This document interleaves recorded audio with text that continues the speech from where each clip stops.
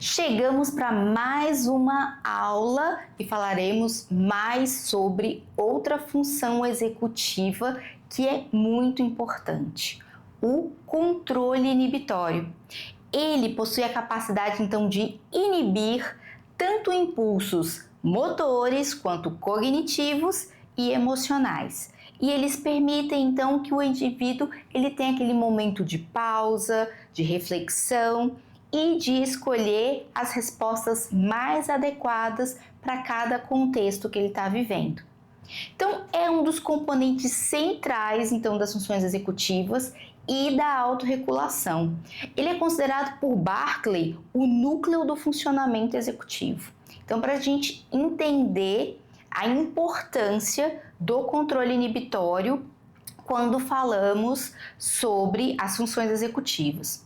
Do ponto de vista neurobiológico, ele está associado então com o córtex pré-frontal, especialmente vamos lembrar daquelas regiões que nós falamos, que é do dorso lateral e do órbito frontal, em que essas conexões, esses sistemas, eles estão interligados aí com os sistemas motores e límbicos. Então, eles vão possibilitar a modulação tanto do comportamento, aí a gente já fala assim do comportamento dessa ação mais impulsiva e na função de metas e de regras também.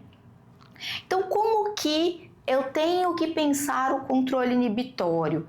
Quando a gente fala de controle inibitório, o nome já traz muitas dicas aí pra gente, né? Eu tenho que controlar, eu tenho que inibir esses impulsos. Então, eu tenho que interromper essas ações automáticas ou precipitadas.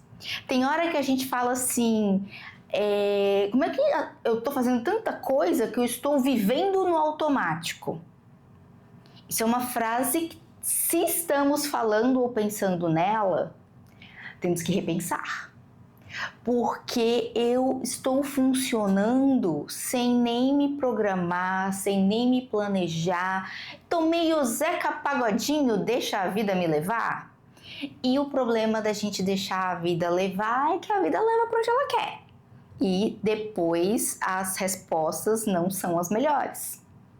Então, precisamos pensar se para nós que somos adultos isso não é bom e para as nossas crianças. Que consequências elas têm em realizar ações impulsivas, não pensadas, respostas precipitadas e como irão se desenvolver se continuarem, né, praticando e sendo estimuladas a não inibir esses comportamentos, essas ações, esses pensamentos. E que emoções que vão surgir desse ambiente aí, né, que está sendo vivido e está sendo experienciado. Então, é um momento de entendermos que o controle inibitório, ele é uma habilidade essencial para adaptação quando falamos do ambiente escolar, clínico, né? Desse momento da criança começar a sustentar comportamentos de permanecer sentado, de aguardar a vez, de aguardar instruções, de seguir regras. Quando pensamos que a criança, deixa ela brincar do jeito que ela quer, ela não precisa seguir regra.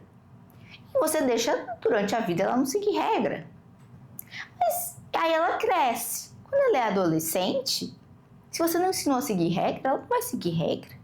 E quando ela for adulta, ela também não irá seguir regra. E para ela aprender que precisa seguir regra, lembra daqueles ditados de vó? Se não for com amor, vem com a dor. Então, tudo que a gente pensa, por exemplo, dos nossos filhos, dos nossos pacientes, dos nossos alunos, dos nossos aprendentes, eles são pequenos, mas como que eu gostaria de vê-los grandes? Então, tudo aquilo que eu gostaria de vê-lo quando adolescente, adulto, eu tenho que ensinar enquanto criança. É a melhor fase. Eu posso aprender coisas em outros momentos da minha vida? Posso. Mas quanto menor e dentro já de um conhecimento cognitivo que a criança possua, é o momento ideal para que ela aprenda. Porque senão, por que temos ali os marcos do desenvolvimento se eu posso aprender as coisas em qualquer momento? Eu posso aprender a dar o laço no meu tênis com 15 anos. Posso. Mas já vi, né, crianças, por exemplo, já chegaram aqui no consultório e falaram para mim assim: Karina, amarra por favor o meu tênis, mas não conta para ninguém. Aí eu, mas por que eu não posso contar para ninguém? É porque eu não sei amarrar. E aí eu fico com vergonha. Mas como você não vai dizer para ninguém, aí eu peço para você fazer para mim. Aí eu, posso amarrar o seu tênis. Você quer aprender a amarrar o seu tênis?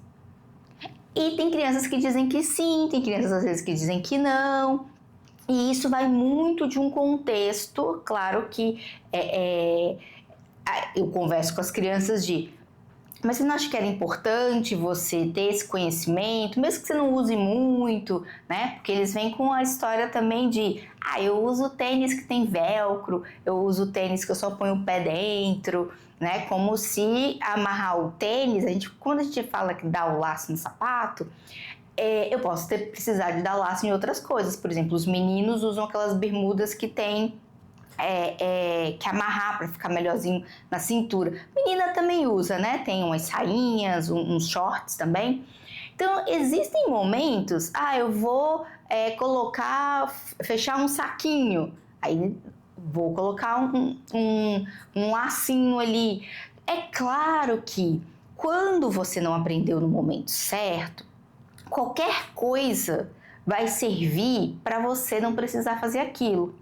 Todas essas formas que eu disse da gente precisar saber dar o laço, se você perguntar para uma criança, ela te dá uma resposta. Ela, eu posso usar um short que não tem, e tem criança que fala para mim, a minha mãe compra e eu arranco aquele laço lá e uso só o elástico. Vai fechar o lacinho, usa aquele ferrinho do pão e fecha também o saquinho. Então eles têm respostas, porque é mais fácil, por exemplo, fechar o saquinho do pão com aquilo, utilizar uma roupa que não tem o laço, utilizar um tênis que não precise amarrar, ou ter alguém que ele confie que ele possa pedir para amarrar o sapato dele. Só que nesse momento vai ser assim, onde tá e com quem tá. Porque às vezes até confia, mas se eu estiver no meio do pátio da escola, eu não vou pedir. Então tem todas essas situações em que quanto mais cedo eu ensino, mais fácil. Então ensinar a que momentos eu preciso seguir regra, que momento eu preciso ficar sentado, que momento é aberto para eu falar, que momento eu preciso dar respostas adequadas àquilo que eu estou fazendo. Então, dentro desse ambiente escolar e clínico, ele é muito importante porque estou com profissionais que podem me ajudar a sanar essas minhas dificuldades e estou no ambiente em que eu estou com os meus pares. Então, trabalhar esse esperar a vez, trabalhar a regra, porque tem a hora que vai para educação física, vai jogar vôlei, futebol, tem que fazer a fila, né, para pegar às vezes quem estuda integral que tem que fazer a refeição ou pegar alguma coisa na escola, vai entrar no ônibus para o passeio. Então essa coisa do tem que seguir a fila, tem que estar junto, não posso fazer o que eu quiser a hora que eu quiser. Então esses ambientes são bem propícios para ensinarmos para as crianças como trabalhar esse controle inibitório.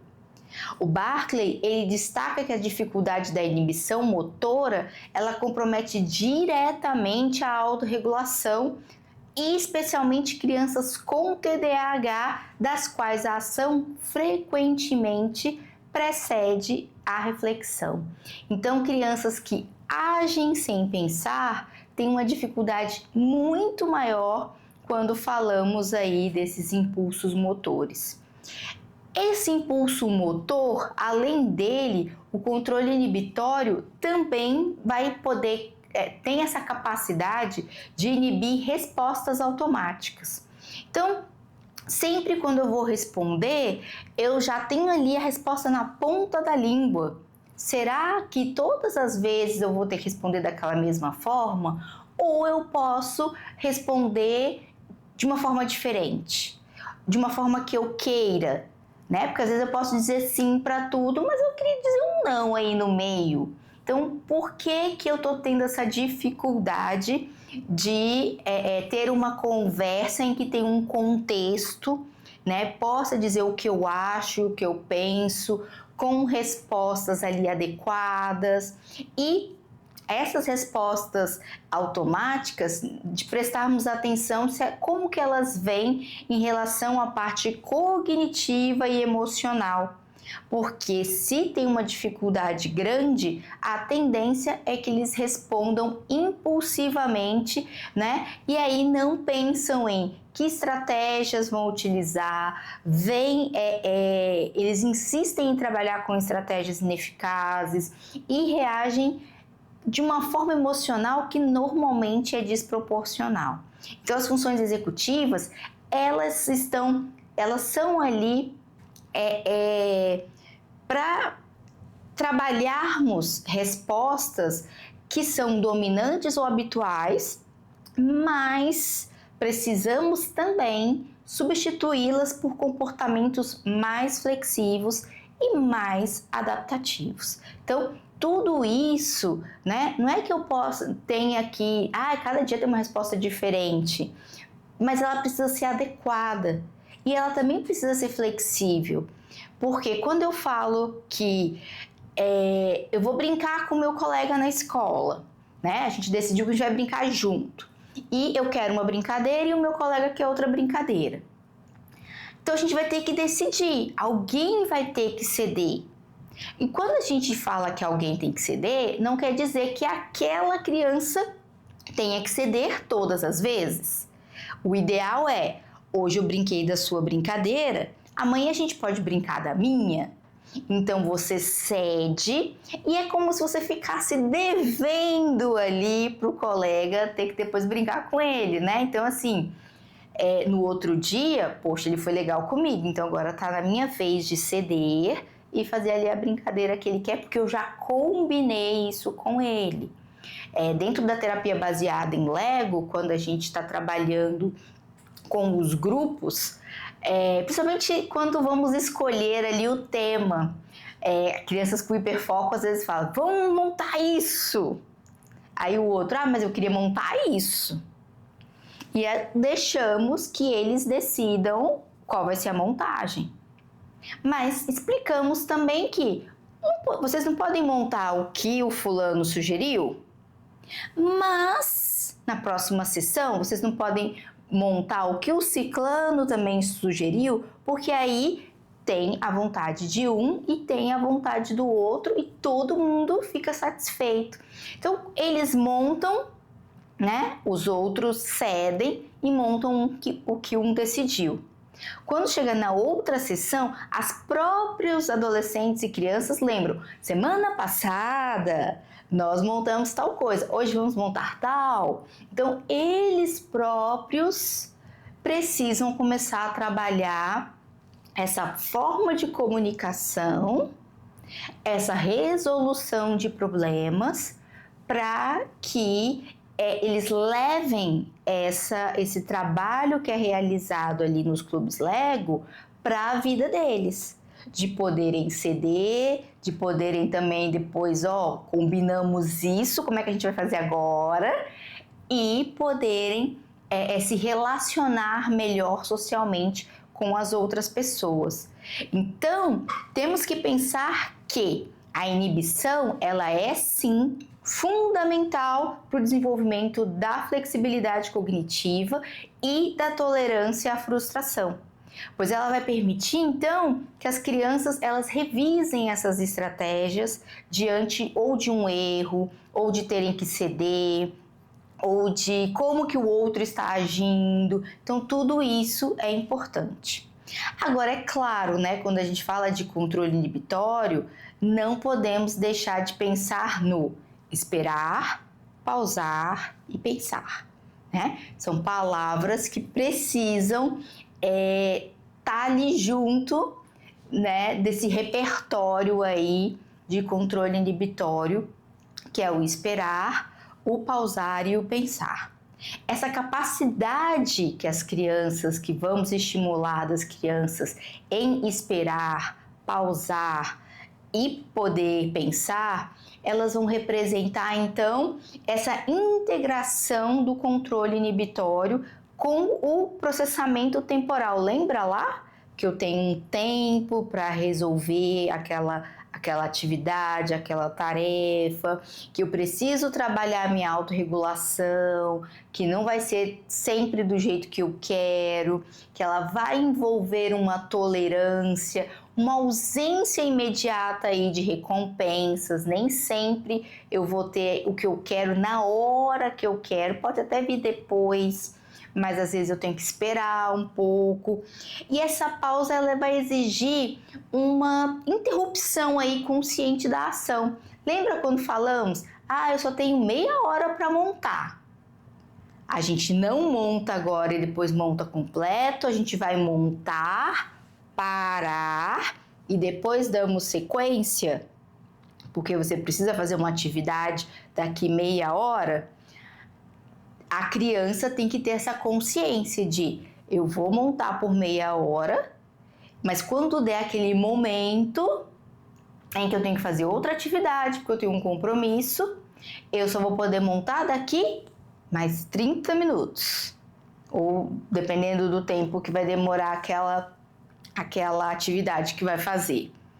E quando chegar também, né, por exemplo, às vezes sai, quando chega já é hora de tomar banho, já é hora de fazer uma refeição. Então, tudo isso já tem que ser combinado para a criança entender. Eu tenho meia hora, eu paro e qual o momento que eu volto a realizar a minha construção, a dar continuidade. Criança aceita, criança pensa em como que ela vai depois dar continuidade, aí já vem nossa memória de trabalho, precisa também de uma autoavaliação para ela poder entender, compreender essa orientação que foi dada, para ela poder dar uma resposta. Então, tudo isso é importante, né? Quando falamos do controle inibitório, né? Não esqueçam dessas palavrinhas: o esperar, o pausar e o pensar. Essas atividades, né, que vamos realizar aqui, que eu gosto de chamar de nossas atividades psicolúdicas, elas sempre são mediadas, né, dentro de um brincar estruturado que a gente vai fazer o quê? Com o Lego. Então, são oportunidades naturais de exercitar, então, o controle inibitório, exigir uma espera de turno, um respeito às regras que as crianças precisam ter, uma reorganização dessas ações, uma reflexão antes da construção, para elas poderem se favorecer dentro de um desenvolvimento com uma autorregulação, dentro desses contextos que são motivadores e também emocionalmente seguros. Então, é muito importante trabalharmos, pensarmos em cada área dessa, né, em cada função executiva dessa, para que possamos entender em que momento eu vou dar tal tarefa, a criança já está preparada para aprender tal coisa, eu preciso de um pré-requisito para começar a trabalhar alguma estrutura. Então, tudo isso é importante. E é claro, vamos entender na próxima aula. Agora já vamos envolver mais os Legos aí nas nossas aulas, de como o Lego melhora as funções executivas. Até lá!